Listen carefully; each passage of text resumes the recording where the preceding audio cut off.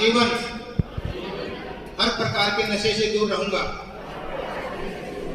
मैं लोगों को भी नशा न करने के लिए प्रेरित करूंगा।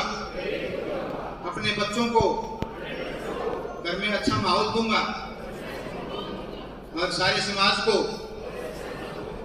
नशा मुक्त करने के लिए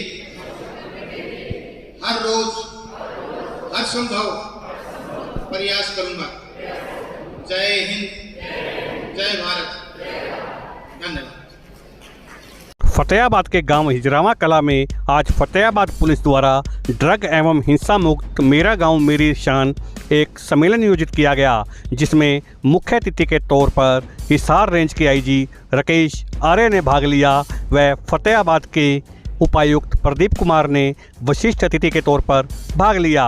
राकेश आर्य ने गांव वासियों को संबोधित करते हुए नशे के प्रति दुष्प्रभाव बताए व नशे से जागरूक रहने के लिए उपाय बताए। वहीं एसपी सुरेंद्र भोरिया ने बताया कि नशे की सूचना के लिए उन्होंने एक नंबर जारी किया है 88 140 11 755 नंबर पर कोई भी व्यक्ति नशे से संबंधित जानकारी दे सकता है।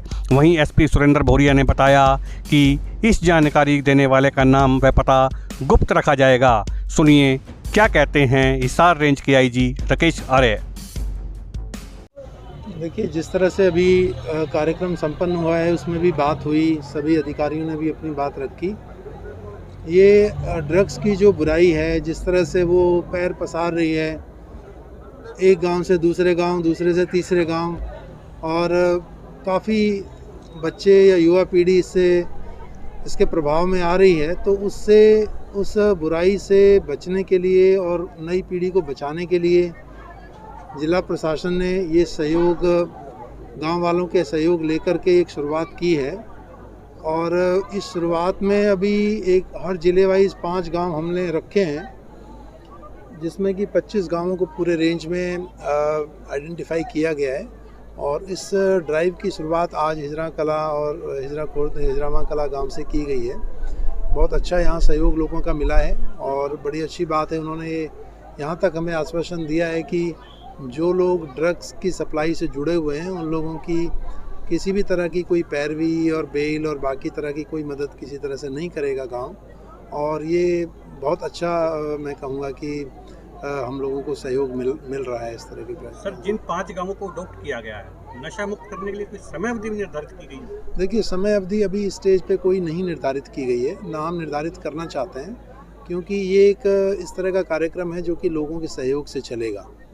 लोगों को इस तरह से जो लोग इससे जुड़ना चाहते हैं उनको न केवल प्रेरित किया जाएगा, बल्कि उनको एक बेसिक सी ट्रेनिंग भी दी जाएगी, जिससे कि वो लोग जो प्रभावित जो परिवार है या बच्चा है उनको किस तरह से उन्होंने डील करना है, कैसे उनकी मदद करनी है, कैसे उनको ड्रग डी एडिक्शन सेंटर की चाहे ज़रूरत हो या उनको खेलों से जोड़ने की बात हो या उनको किसी तरह से और शिक्षा से जोड़ने की बात हो, तो वो तमाम तरह के प्रयास उसमें किए जाएंगे, जिससे कि जो इस बुराई से जुड़ चुके हैं वो बाहर आएँ। न केवल वो लोग बाहर आएँ बल्कि नए जो बच्चे हैं, बाकी बच्चे भी इससे न जुड़ पाए। सर, हिजरावा कला गांव को चुना गया, 5 गांव? देखिए, कोई भी गांव चुनते तो ये क्वेश्चन तो हो सकता था, उसके लिए भी ये क्यों चुना गया, तो कहीं से तो शुरुआत करनी थी, तो हमने यहाँ से की। लोगों को कैसा रिस्पॉन्स देखने को मिला सर? देखिए, मैंने बताया बहुत अच्छा रिस्पॉन्स है।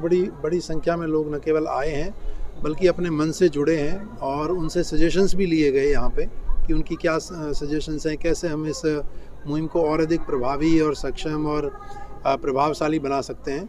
तो उन्होंने न केवल सजेशन दिए हैं बल्कि आश्वासन भी दिया है कि हम पूरा सहयोग करेंगे और जिला प्रशासन की जो एक मुहिम है इसको सफल बनाएंगे। नशा पकड़ने वाली टीम को भी सम्मानित किया जाएगा?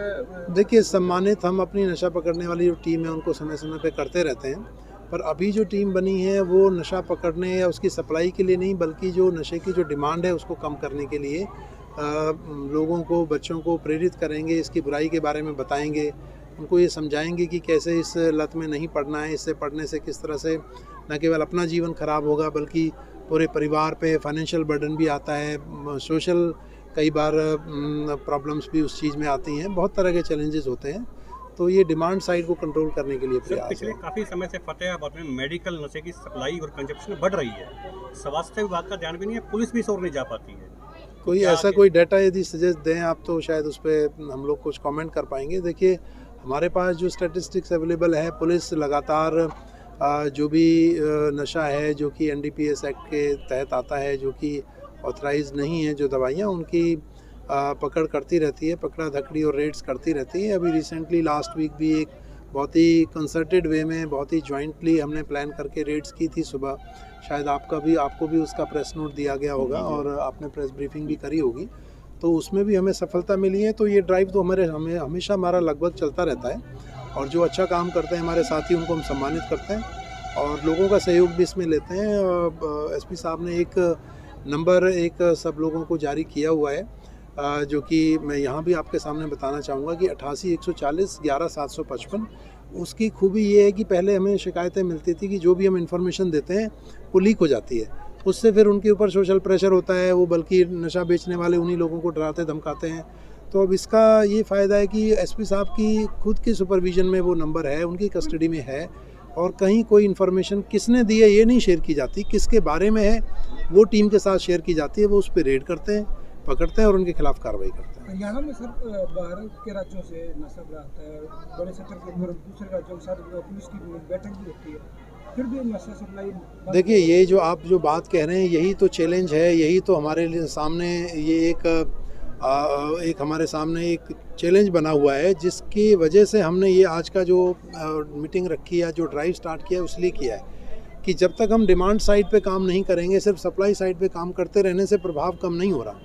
कहीं ना कहीं ओवरडोज से मौतें भी हो रही हैं, सप्लाईज भी बढ़ रही है। जैसे आप कह रहे हैं कि अवेलेबिलिटी है, हम अवेलेबिलिटी पे तो काम करेगी पुलिस और प्रभावी काम करेगी और इंटर डिस्ट्रिक्ट और इंटर स्टेट कोऑर्डिनेशन भी करेंगे, लेकिन डिमांड साइड पे भी काम करेंगे। और DC साहब ने अभी यहाँ पे मीटिंग में बातचीत हुई, कहा है कि पूरे ज़िले में वो पूरी ड्राइव ये स्टार्ट करेंगे और टीमें बना करके गांव-गांव तक और हर छोटे से छोटे कॉर्नर तक जुड़ करके लोगों को साथ में लेकर के इस बुराई से दूर करने का प्रयास करेंगे। जिले के आसपास के दूसरे राज्यों के क्षेत्र बॉर्डर लगते हैं, उनके ऊपर सख्ती नहीं है।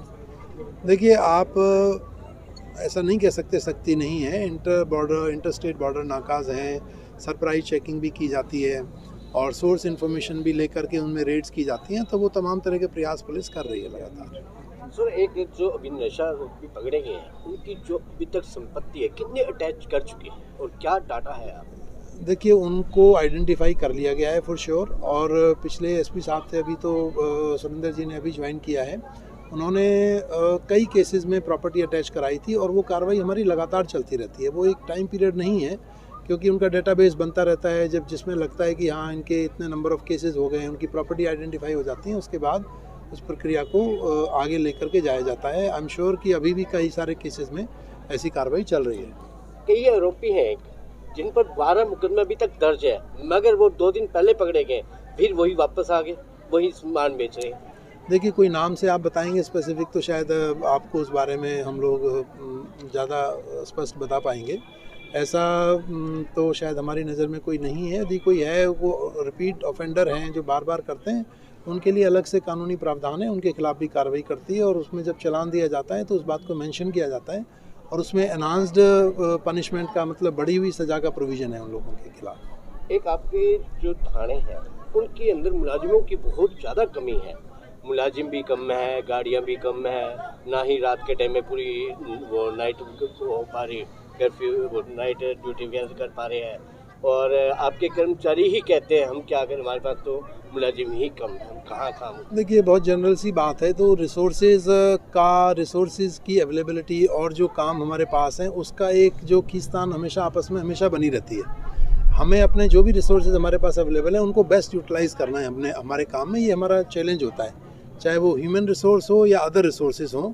तो यही लीडरशिप का चैलेंज है, इसको हम लोग डे टू डे में मीट विद करते हैं और हमारे पास जो भी बेस्ट अवेलेबल रिसोर्सेज हैं उनको हम अच्छे से अच्छे तरीके से उनका प्रयोग करके और ज़्यादा से ज़्यादा परफॉर्मेंस और प्रयास करके और अच्छे एफर्ट्स हम करके उनमें अच्छी सफलता प्राप्त करते हैं। ठीक है।